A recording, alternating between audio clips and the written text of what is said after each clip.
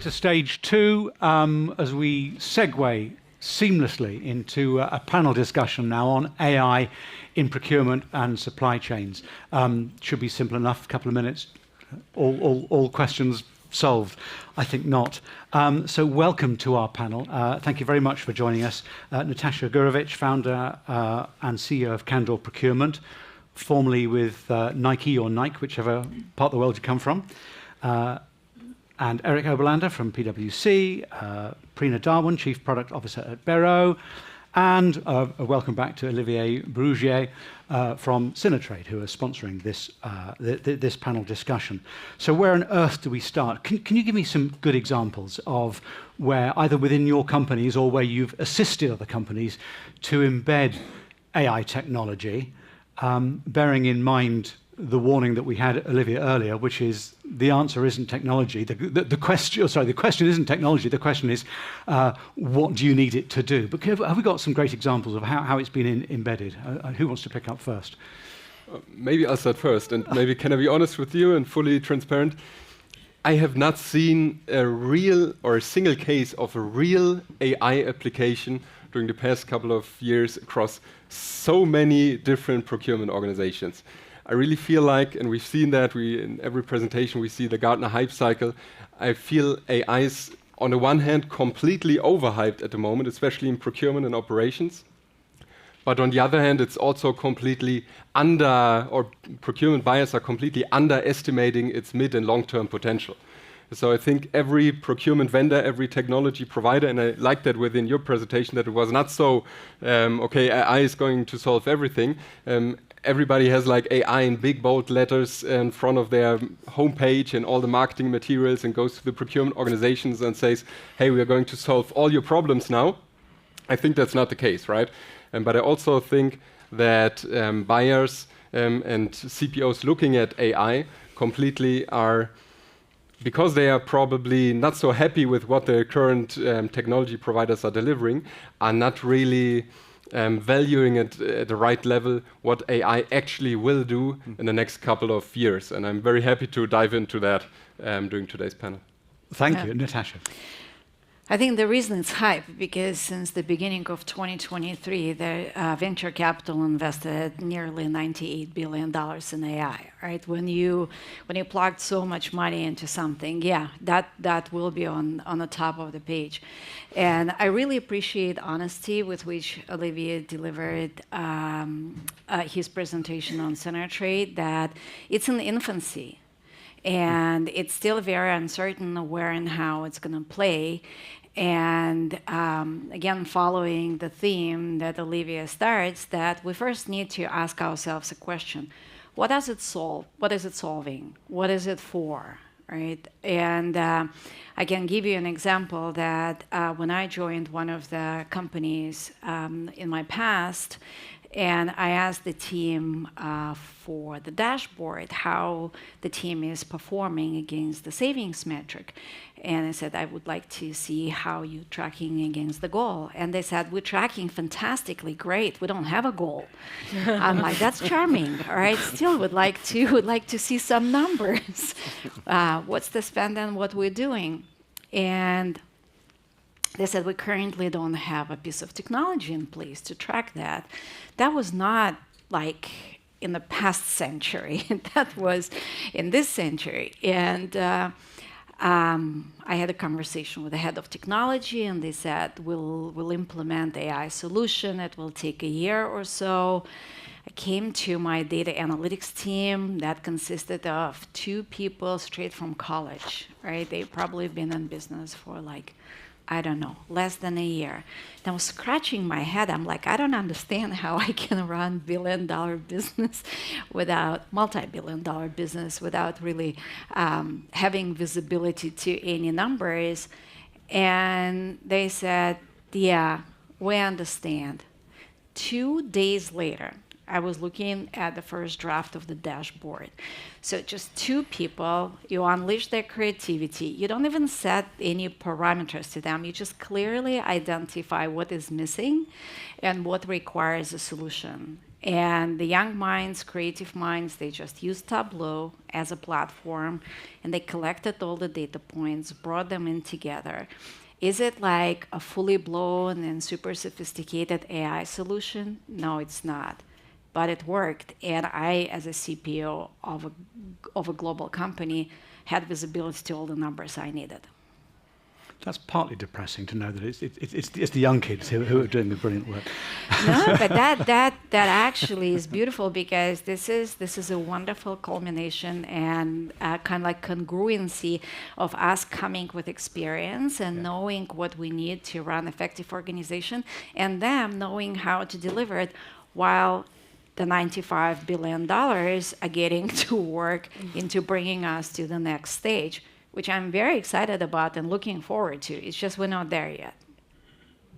Prina, how about you? Yeah, I think I concur with what Eric said, what Natasha said, and actually couldn't agree more with Olivier that it's really about what are you using it for, and are you clear on your expectations. I think the other piece is expectations, that okay, we have customers, they embrace something we've done, but if they are expecting it's an AI-based technology and it's going to be 100% accurate 100% of the times, that's the wrong expectation. So as long as you are aware that it's coming from an AI technology, but you will still have to make your decision, put in your business context, your human knowledge into the mix, and then make a decision, that's when you will see that potential coming to fruition. Because I also agree with Eric that there is this balance about, are you too skeptical that you don't take that first step, or are you having that balance of taking the first step but also being clear about what to expect as an output from any technology. And we've and I think as an example of what you're using it for, so we are a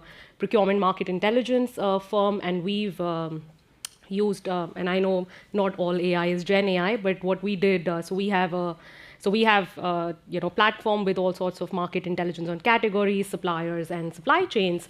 And obviously, we had customers across many organizations coming in, looking at that data, trying to search for information. So when we did AI implementation on our platform, it was really about how do we make life of our users simpler. So we launched Abby, which is a conversational AI bot. The purpose is very similar, giving access to that intelligence much faster. And it's a clear case of using Gen AI, but we didn't leave it at that. We put in a human in the loop component to this, so that it wasn't just go talk to Abby, which is our bot, and get all your answers. There is the human in case there's a context required and so on. So today we have about 600 different organizations, big corporates, using this AI bot to ask questions about markets, getting alerts from the tool, etc. So there is, at least in our business, we're seeing that as a big, implementation of technology which customers are using as well. So Olivia, pick up the challenge there. The hype of AI is what everyone's talking about. It's the big sexy thing. But I think your presentation made clear it is a step-by-step, iterative, a small unit thing. Yeah, absolutely. And it's not.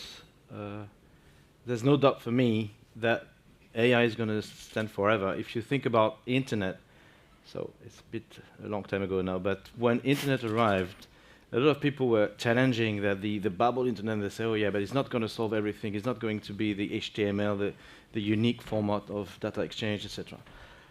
Nobody discussed about this now. It's obvious, but it took like 20 years. Cloud, same. When cloud started, everybody was saying, oh yeah, cloud is going to be massively public cloud, and the big actors are going to be there. And guess what? There's a lot of hybrid situation, which is the norm. And I think it's going to be the same with AI. It's obvious that if you look at the way AI works, it's going to change the way software are designed. It's going to change the way IT projects are put together, simply because it's going to be in each of the AI categories, bring something that is really helping to manipulate data and information and decision a lot better, different, faster. That's for sure. So it's going to last forever. That's why we have decided at Synertrade to take this data fabric model alongside to the execution of the software in order to offer a place where you can use different tools in a very flexible manner, because that's the situation. that customer face, and that's our dream. We're going to see that in the next few months, to be able to offer something which is plug and play and not plug and pray, which is easy to say, more difficult to do. And we all know that. I mean, even in Excel today, you may have some situation where you're like, oh, I don't understand this macro, even in Excel.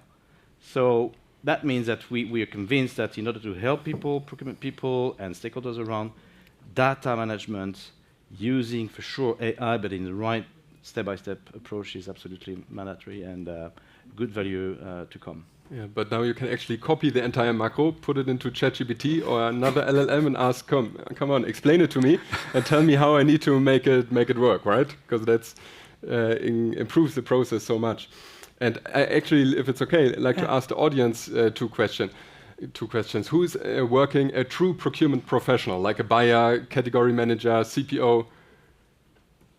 Raise your hand, come on. And now leave your hand up if you are truly leveraging AI and it's making an impact in your day-to-day work.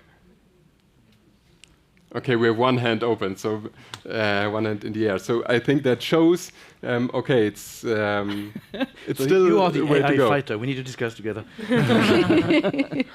I wanted to come to a story. I was going to ask you to come up with a genuine case history of where AI has made a measurable difference in terms that we can all understand and steal from. I don't know if it's a cheek, sir, to ask you in the audience, because you put your hand up to and confess it's making a difference where you are.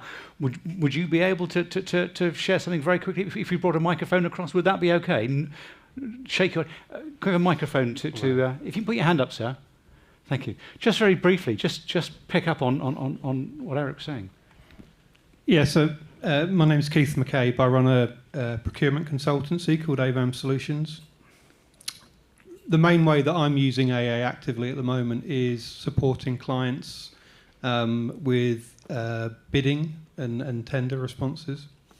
What I'm able to do is sort of create a first draft for a response quite quickly, being able to stick to sort of word counts and themes that are being looked for, incorporating specification documents and all sorts of things. So it kind of brings out all the key elements as a first draft, and then work with that to sort of enhance it and redraft it. But getting to that early first stage is much more efficiently done. Get you over that line. Definitely. Any other stories from the panels, Olivier? Yeah, we've in our RFX solution, we, in brackets, play with it and play with the Gen AI tools in order to save time and to make things faster, better with some of our customers. And by the way, our customers use also their own Gen AI facility to try out this kind of situation.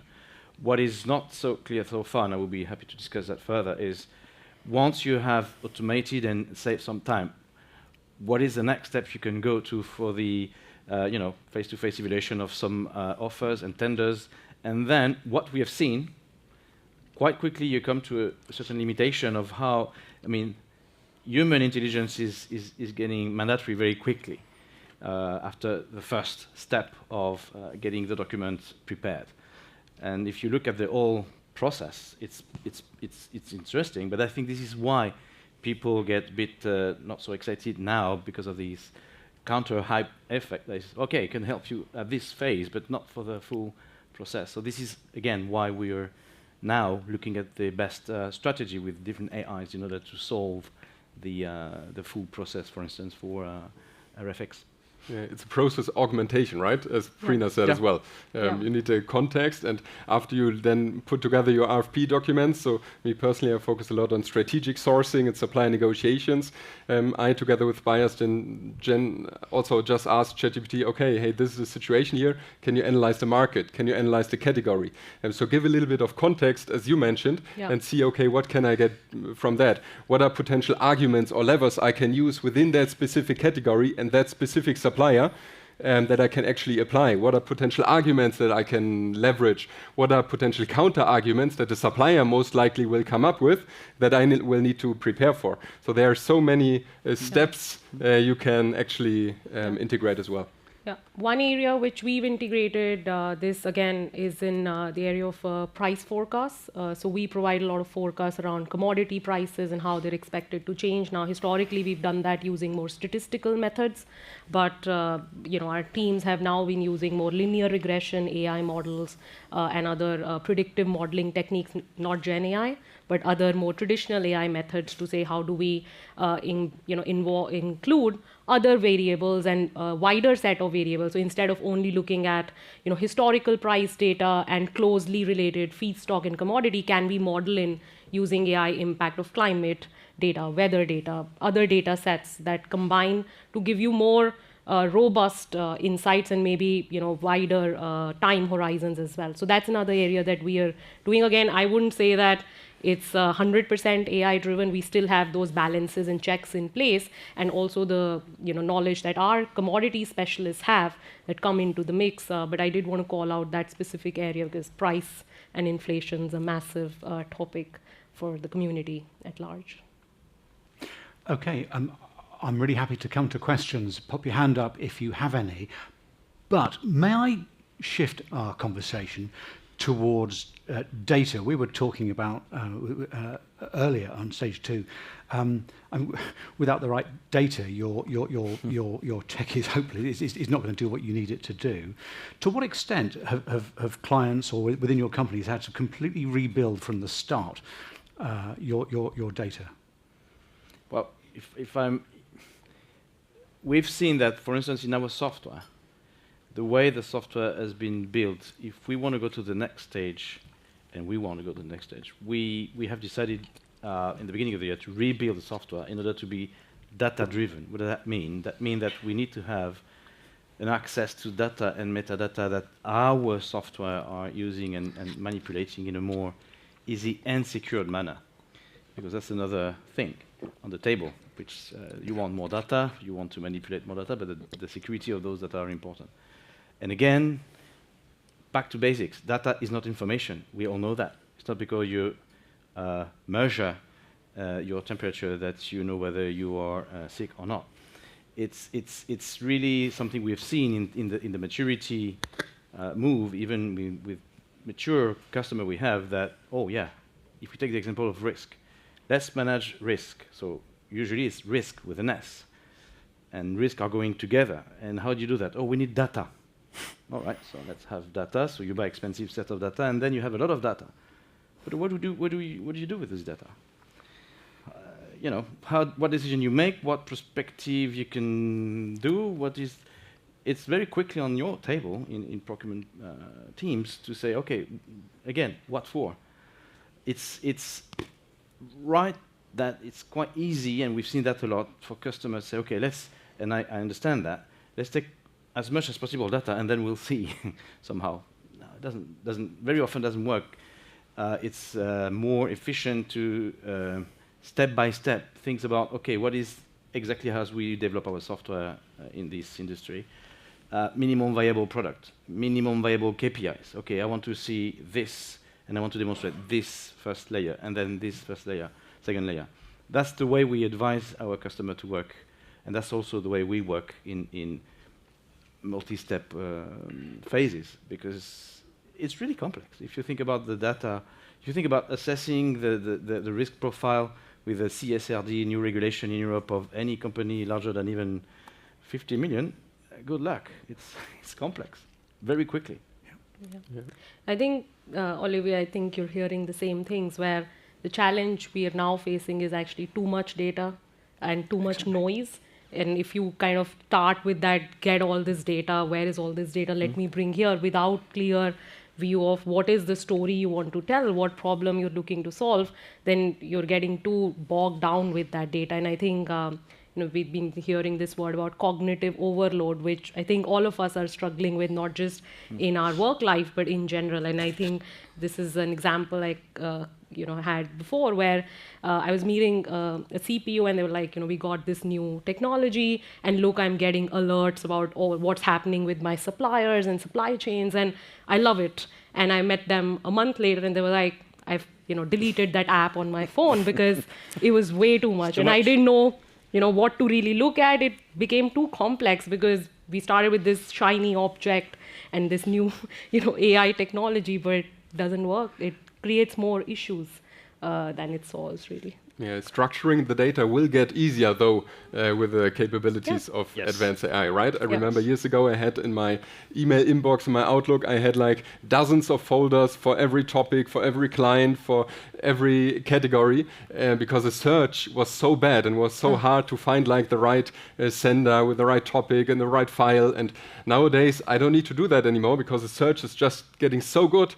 It's even a semantic search where I don't have to say like exactly the name of the sender, but just explain the topic and I will find the right email. And I think this also describes how organizations will be able to leverage data. Yeah, I think technology will evolve at its pace, and I think it is like I actually quite like this step-by-step approach. So your step one is, where are we today with the technology capabilities, and what is our expectation of what that step one will get us to?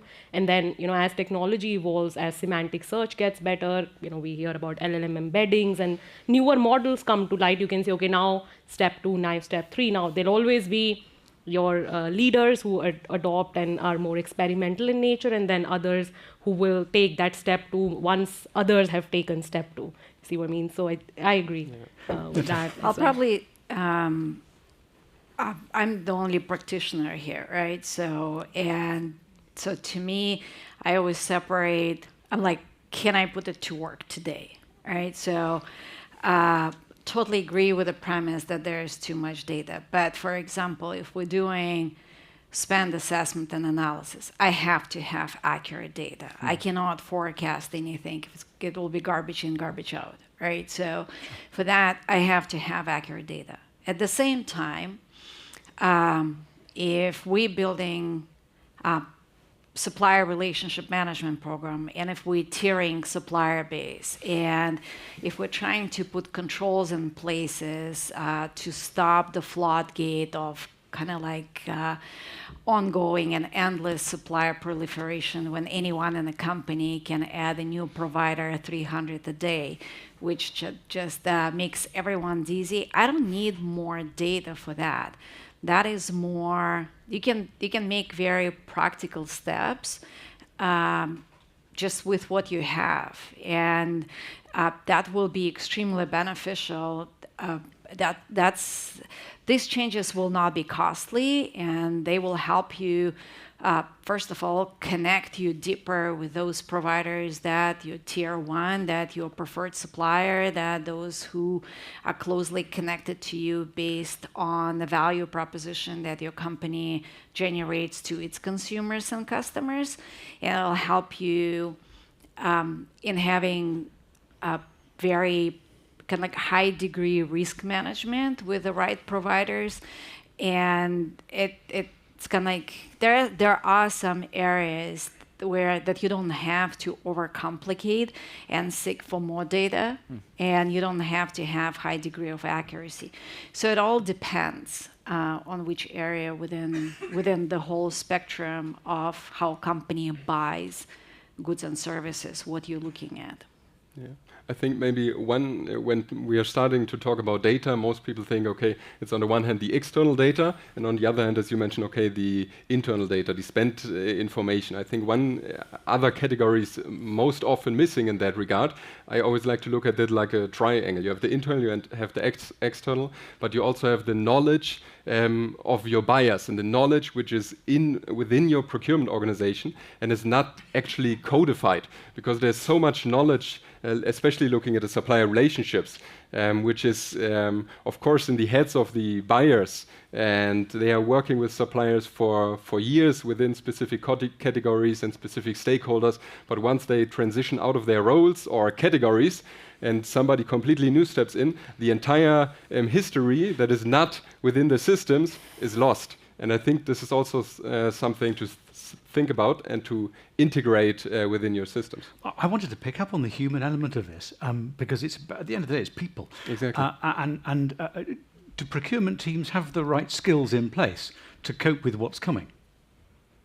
Well, if you think about the way they execute the different tasks for procurement team, and it could be a challenge under your control, is that there's a lot of different things and a lot more on the plate that is coming every month, every year now on procurement teams. But I think it's going to be an evolution where, again, people will be challenged a lot on their ability to deliver the right answer at the right moments by different stakeholders and internal resources. And when you say, I need accurate data, just that needs to be challenged. So because accurate data, when you face a CFO, maybe some people have been through that, is like, what is data? Is it a good one? Difficult question when you're having this kind of situation. I'd say that procurement professionals are the most trainable people in the workforce because we never source the same thing. We very often step into categories or into projects that we haven't faced yesterday and we haven't been familiar with before. So we constantly on kind of like on a learning curve. I would also say that probably key attribute, professional attribute to procurement is problem solving. And if procurement people have a formula for problem solving, it really doesn't matter what's in front of them. They'll figure it out. So I would say that this right skill set probably will be building up as AI will be maturing, so will the knowledge of the team. And I would say that the critical reasoning and logical thinking and ability to have a keen eye on what's accurate data, what's not, will be very instrumental. I'll just give you a very quick practical example. I was presenting at the conference last week, and I needed to compare how many Fortune 500 companies still in work from the original list that was compiled 69 years ago. And there are 49 companies that the same as in 1955, the Fortune 500. And I started going through the list, and I found that 13 of them were not even in business. Like some of the founders were not even born in 1955. And I asked ChatGPT about it. It's like, what does Dell computer doing here? It was founded in 1984. And ChatGPT said, yes, you are correct. Let me make my amends. And I'm like, and I was sharing it with my team. I'm like, that's how procurement mind works.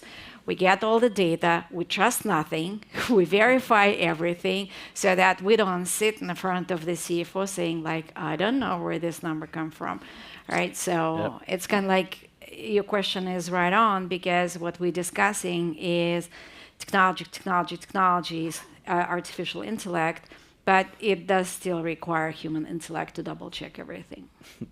And that's a theme that's actually come through on this stage all day long. One of my jobs, I'm afraid, is to always look at the clock, and I promised you we'd get the entire world of AI sorted in 2 minutes. We haven't achieved either of those things, but so we need to wrap up. Any final thoughts, either on future trends, which will take us another half an hour, which we haven't got? Final thoughts, future trends, what should we be looking at this year and next? I'll say one word, it will crystallize. I think going back to what I mentioned at the beginning, I think it will get procurement organizations will realize more and more what kind of impact it actually can have, not just on the technical sourcing part, but also on the strategic sourcing element. So a little bit longer than one word, but that's from my side. Prina? I think nothing I would say I'm expecting but hoping for rather is somehow this rift or this gap between B2B and B2C implementation of AI technology getting smaller over the next few years. That's what I'd hope for. Because again, sorry, going slightly longer and taking a few more seconds. I think what Natasha was saying, and to your question, the original question, I think it shouldn't really need new skills for procurement people. Their core skills are problem solving, better relationships with stakeholders and suppliers. So they shouldn't need new skills to use AI technology or any other technology. The technology should be so intuitive and good. That's not it's an aspiration, it's a hope, but that's not the reality. So that's what I'm hoping for, that we can all get to at some point there. Olivier, what should people take away?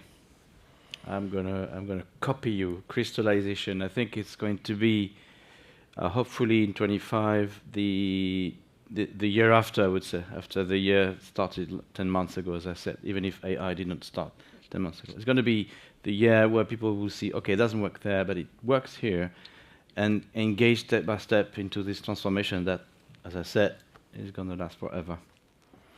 Well, it just remains to me to thank our panel very much indeed. We've hardly even scratched the surface. We could go on for the rest of the afternoon, but thank you very much indeed.